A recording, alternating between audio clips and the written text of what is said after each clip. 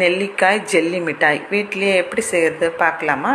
இதுக்கு 1/2 கிலோ நெல்லிக்காய் எடுத்து நல்லா கழுவிட்டு ஒரு இட்லி பாத்திரத்தை ஸ்டவ்வில் வச்சு இந்த கழுவி வச்சுருக்க நெல்லிக்காவை அதில் எடுத்து போட்டு ஒரு 10 நிமிஷம் மிதமான தீயில வேக வச்சு எடுத்திங்கன்னா நல்லா வெடித்து வெந்துடும். அதுக்கப்புறம் இதை ஆற வச்சு கொட்டையை நீக்கிட்டு சதை மட்டும் எடுத்து மிக்சி ஜாரில் சேர்த்து ஒரு துண்டு இஞ்சியும் சேர்த்து தண்ணியே ஊற்றாமல் நல்லா நைஸாக அரைச்சி எடுத்துக்கோங்க.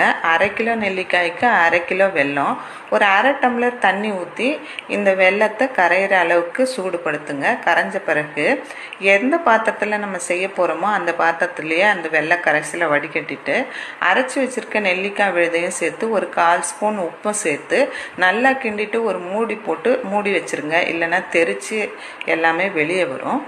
ஒரு 3/4 பதம் வெந்த பிறகு ஒரு லெமனை புழிஞ்சு சாறு எடுத்து ஊற்றிட்டு ஒரு ஸ்பூன் நெய்யையும் ஊற்றி நல்ல சுருள அல்வா பதத்துக்கு வதக்கி எடுத்து ஒரு நெய் தடவின தட்டில் அதை கொட்டி நல்லா பரத்தி விட்டுருங்க. உங்களுக்கு எந்த திக்னஸ் வேணுமோ அந்த அளவுக்கு பரத்தி விட்டுருங்க. ஒரு 6 மணி நேரம் இதை அப்படியே வச்சிட்டிங்கன்னா நல்லா செட் ஆகிடும். அதுக்கப்புறம் நம்மளுக்கு தேவையான வடிவத்தில் வெட்டி எடுத்திங்கன்னா நெல்லிக்காய் மிட்டாய் தயார். ரொம்ப ரொம்ப டேஸ்ட்டாக இருக்கும். ரொம்ப சத்தானது. செஞ்சு பாருங்கள். நன்றி.